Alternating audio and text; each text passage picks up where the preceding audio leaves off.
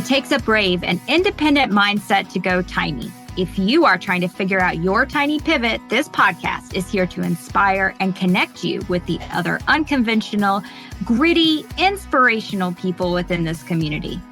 I am Laura Lynch, your tiny house friend and host. On this show, we are always going to come back to money because as a financial planner, this is the question I hear the most. How do I make this work for me financially?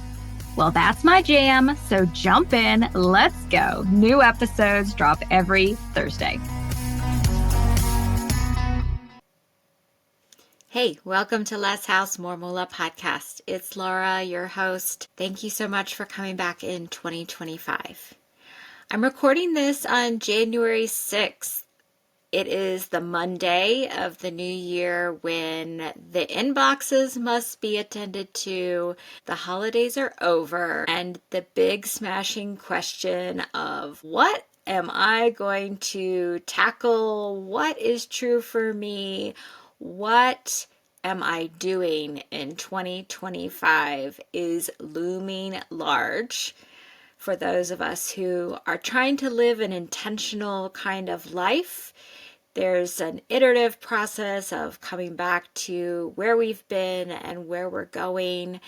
And these questions seem to crop up this time of year. Maybe we're kind of programmed, right, with these New Year's resolutions and things to think that at the beginning of the year, after maybe the holiday chaos or the holiday lull, however you experienced it, that we're supposed to pick up fresh and have a fresh perspective and move on with great enthusiasm. But that feels like a lot of pressure sometimes when we are trying to figure out what am I going to aim for in 2025, what impact am I trying to make this year, what tweaks do I need to make in order to be more effective than last year. I know as a student of personal growth, a million different ideas and different themes and different best practices all just crash on me, and I feel like that there is so much better yet to get to somehow. And so I'm reminded of a book that I read, not all the way through. Never get all the way through a book. It seems like I get the theme about halfway through and I never get all the way through, but I listened to this book, The Gap and the Gain, while we were working on our tiny home project, our tiny home transition. And really, I was thinking about all of the ways that we could optimize our lives and all the ways that we could zero in and focus on what was most important to us and what we needed to cut out in order to have a more aligned life. And while reading that book or listening to that audiobook, I took away the very strong concept of focusing on our gain, the things that we have achieved. Looking backwards at the horizon behind us is really important because very often if you're an aspirational, visionary, forward-leaning person, you can get really caught up in a moving horizon that never stops marching forward. And that can be discouraging at times because you feel like maybe you're not ever getting to where you're headed because where you're headed is always moving. And so I've had so many different feelings around this new year and around the ways that I want to be moving forward and the things that I want to accomplish now that we have done so much in 2024. For any of you who are somewhat new to Less House More Moola podcast and you don't know my entire story, 2024 was a major milestone year. It was a huge transition for me and for my husband Eric, for his son who came with us all the way across the country. January of 2024, exactly a year ago, we put our American Dream House on the market. This was a last step in a 30-month project plan that had us downsizing our things, downsizing our life, making major career transitions for both of us, and moving to our tiny house out in New Mexico. We had a lot of steps along the way, a lot of logistics, including 20,000 miles of driving in order to transport all of the tools and equipment that Eric uses for his business across the country. I had to leave my corporate job, start my financial planning firm. This podcast was birthed in that transition. I had to make decisions about which heirlooms and things that I had carried from my family were absolutely I couldn't live without, and which ones could go. There was a huge bit of emotional growth in going layer by layer through all of our things and figuring out what was the most important things to us, what we wanted to carry forward, what visions we had about other spaces that we might build that might hold some of the things that we owned and loved. It was deep and long and really intense for a long time. And it took 10 months for our unique house in Florida to finally find its perfect buyer. And it took a lot of steps and processes for us to eventually get all the things moved. And now that we have been in our tiny house full-time over 6 months, we have immediately jumped into other new ideas and concepts and initiatives and taken on a lot of new projects that we want to work on. I'm anxious to get started on my studio greenhouse space so that I have a little bit more space to work from. We have a project in Colorado going on. There is a lot of things when I write down the list of what all we want to tackle this year. And I know from my past organization of our projects that I could write it all out on a calendar month by month. What are the, things that we want to tackle this month and what are the top priorities? And I could do a lot of analysis and a lot of planning, and same with the business and the podcast. But to be honest, it feels a little overwhelming at the moment. And so I'm taking this moment together with you at the beginning of the year to say, what is it that we can use to filter out all the would-be great ideas or great concepts or things we can focus on? What are ways that we can distill all of the good self-development concepts and not feel so scattered with all of it? 2025 is going to be something we don't even know. The year has a lot of uncertainty coming into it, and maybe there's some pessimism about how things are going to be changing. And maybe you feel like me that the complexity and the difficulty and challenges of getting even the simplest things done are mounting. And certainly we're living in a time where change is a full-time job, where we have to work so hard to keep up with everything as it's unfurling and evolving. And every new task and idea comes with a learning curve. And so I thought we might work together on solidifying maybe one concept, one value, one idea that we can use to guide us throughout the year. And so this takes me back to the values worksheet that I created for clients to help them figure out what is their top 2 or 3 personal values that you can use as guardrails when planning your life. And so if you haven't ever gotten that values worksheet from me before, I'll put a direct link to it in the details for this podcast, both on the audio and the YouTube version, where you can just grab it directly from my Google Drive. The values worksheet is a long list of personal values, and you can add to this. It's not a finite list. I added 4 when I was going through it this time, and I've done this worksheet before. In fact, Eric and I went through this as we were trying to construct our path forward and make decisions about how we wanted to transition our life in pandemic times. On Less House More Moola, we hear so many stories of people living unconventional lives. Each of them is literally building their alt-American dream. Are you tired of putting your dreams on hold because of money? Well, let's fix it. I have a 2-part offering that is here to help you. First, I'm going to give you access to my financial freedom calculator so that you'll understand your numbers and have a tangible starting point. This is free.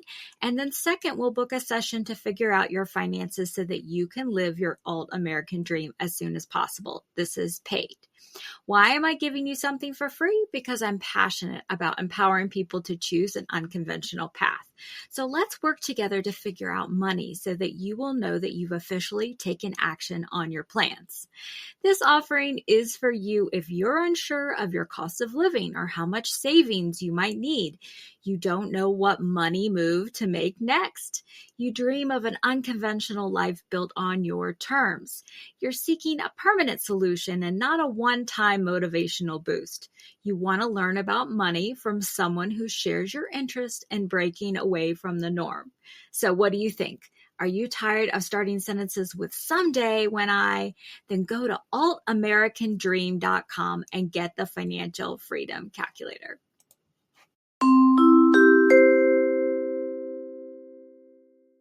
We went through and we each narrowed down to 2 personal values. And now when I think about those values, I kind of think that they were, though still true, not the ones that need to help me at this juncture. And so I am going through the values worksheet again, and I wanted to share that idea with you as a way to, if you feel a little overwhelmed with so many different things to work on, so many things you want to achieve. Maybe you have your idea around your tiny life transition that seems like it's getting lost in all of the other things that you are needing to take care of. I thought it might be useful, at least for me, to have one particular word to help fortify me and to help guide me through this year of 2025.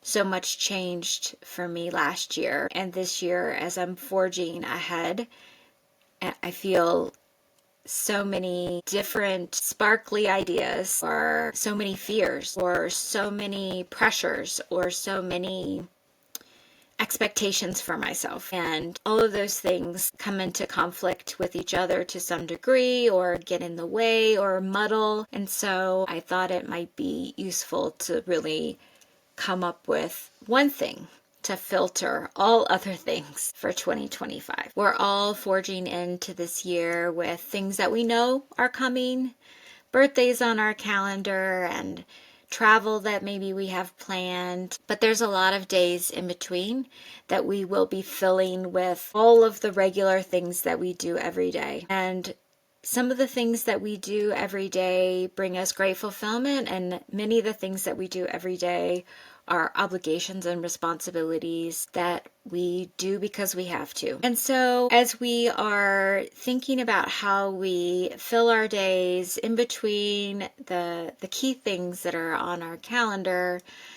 we all have an ability to slightly steer in one direction.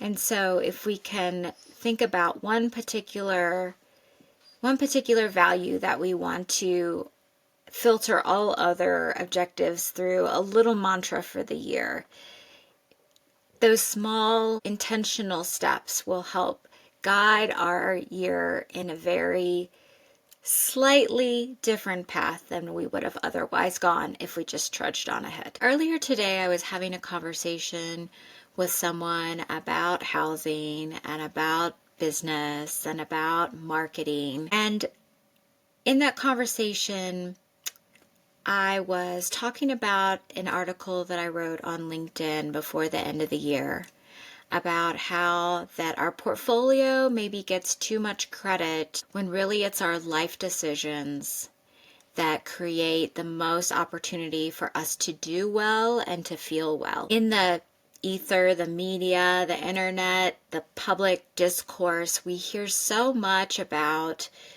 folks in my generation or younger generations not having saved enough. They're not saving enough. Americans don't have enough for retirement. We hear it over and over and over again. And we all know that we need to save money and we need to save more money and we need to keep saving more money and we need to keep spending less and saving more money. And yet, if my life is an example, it hasn't been the intentional saving in a 401k that has actually built the financial security that Eric and I have. It's actually been our life decisions. And I think that life decision piece of the equation that can be so much more impactful than whether or not you're saving 11 or 12% in your 401k and whether or not you're having a latte every day. The life decisions about the size of house that you purchase and how often you buy a new car, and whether or not you work your way through college or take loans for college, whether or not you choose to have a large or small family. Like, all of these life decisions have so many more zeros behind them than 11 or 12% of your 401k. And I think that life decision element gets lost because the life decision path is very much prescribed in terms of the college education, the 2.3 kids, the 2 nice cars in the garage, and the 2,300 square foot house. And so because the decision making around the life decisions has been taken away or has been restricted, the idea around you could live smaller, have less is not a common presented option, then the only option for creating financial security is to increase your savings in your 401k. So as we're all plodding into 2025 and either celebrating or feeling overwhelmed or something in between, I want to call out life decisions and values as being the 2 areas where we can really think hard and think differently in order to have significantly different outcomes than just the standard churn and expected path and routine that we're expected to have. So you can take up this exercise with me. I haven't finished. For 2025 figuring out what word I need to hear every day, what word I need on the refrigerator to help me filter all of the decisions and all of the emotions and all of the ups and downs. There's something that I need to help guide me, and I haven't quite figured out what it is yet. But I'm working through this exercise. I'm going back through the values worksheet, reading the words, highlighting all those that I think I need or represent something important to me at this moment, and narrowing down, looking for the one that will help balance my maybe natural strengths or natural emphasis, and will help balance the fears that have cropped up, the one that will help keep me moving forward and that I can use to, for better or worse, right or wrong, no matter whether or not it's the perfect word, it's the one that I can use to stay in a consistent path this year during all of the changes and all of the unknowns that are to come. So click the link. It'll be in the show notes, also on the YouTube. You'll be able to access the worksheet directly in my Google Drive and share it with me if you come up with one. What is it that you need in front of you this year to keep you from chasing after a million different ideas or a million different concepts, or feeling discouraged or feeling scared or feeling overwhelmed, what word can help guide you this year? Thank you so much for starting 2025 with me. I have more news for you, but it's not quite ready yet. Still working on figuring out what comes next. But I appreciate you listening. I appreciate you being part of the Less House More Moola circle of unconventional people. I appreciate your grit and your resilience that keeps you on this path of looking for a life that's a little bit different than what we've all been told that we're supposed to have. It'll take bravery. It does take bravery to go down this path. It takes a little bit more work and resilience and grit, but it's definitely worth it to be able to look around you and know that you are doing something that is truer to you than what you were doing before. So stay with me. Let me know if you have something that you want to hear about, and we will continue this conversation about how we create financial resilience and independence through tiny living. I'm looking forward to being at a lot of different events this year, and we have lots more to come. So, talk to you again soon. Hey, thank you for taking the time to listen to Less House More Moola. I have another free resource on my website for you, the Unconventional Values Quiz. In just 2 minutes, you can pinpoint your style of freedom seeker, security guardian, adventure enthusiast, or community builder. Check it out at thetinyhouseadvisor.com. And one more thing. Podcasts don't have algorithms like social media does. They only grow by word of mouth and reviews. If this podcast is helpful to you, would you please post a review on your podcast app and tell a friend who is trying to live a values-based life? It would totally make my day. Please see the show notes for important disclosure regarding the Tiny House Advisor LLC and this episode.